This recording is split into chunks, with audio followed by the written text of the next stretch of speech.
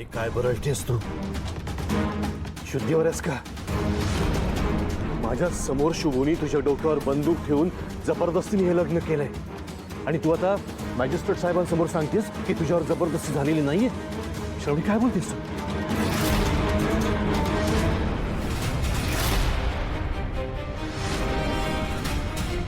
श्रावणी बघ, मग घाबरू नकोस. मला सांग, त्या शुभूनी किंवा दुसऱ्या कोणी तुझ्यावर दबाव आणलाय का? तुला धमकी दिली आहे का? बोल, स्पष्टपणे बोल, घाबरू नकोस. हे बघ, हा बाप तुझ्या पाठीशी ना खंबीरपणे उभा आहे. बोल श्रावणी, बोल. बाबा शुभूने जे काही केलं ते माझ्या भल्यासाठी, मला वाचवण्यासाठी केलं. त्याची यात काहीच चूक नाहीये. उलट माझ्याशी लग्न केल्यामुळे तोच बिचारा खूप भोगतोय. खरंच त्यांनी काहीच चुकीचं केलेलं नाहीये. तुम्ही ना एकदा फक्त माझं ऐकून घ्या. तुमचा खूप मोठा गैरसमज झालाय. कोणाचा? माझा गैरसमज झालाय? त्या शुभूने तुझ्यावर उपकार केले, तो जे करतो ते बरोबर आहे. काय बोलतेस तू श्रावणी?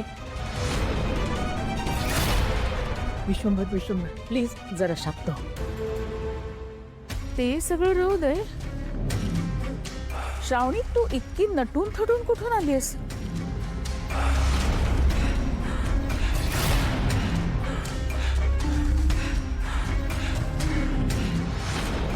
म्हणजे हे कपाळात कुंकू, केसात गजरा, साडी. हा, आज वटपौर्णिमा आहे ना? म्हणजे तू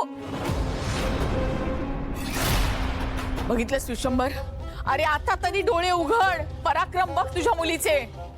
परत फसवलंय तिने तुला.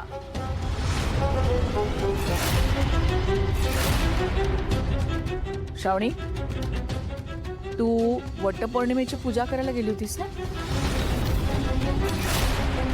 नाही, तुझ्या तोंडून सांग की तू वटपौर्णिमेची पूजा करायला गेली होतीस आणि ती पूजा तू शुभूसाठी केली होतीस, हो की नाही?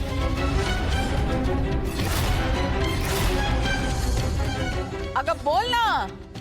हो.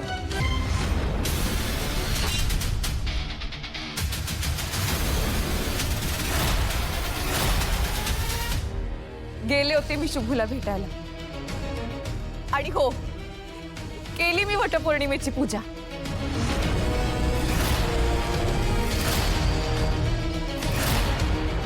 जन्मोजन्मी हाच नवरा मिळावा म्हणून पूजा केली.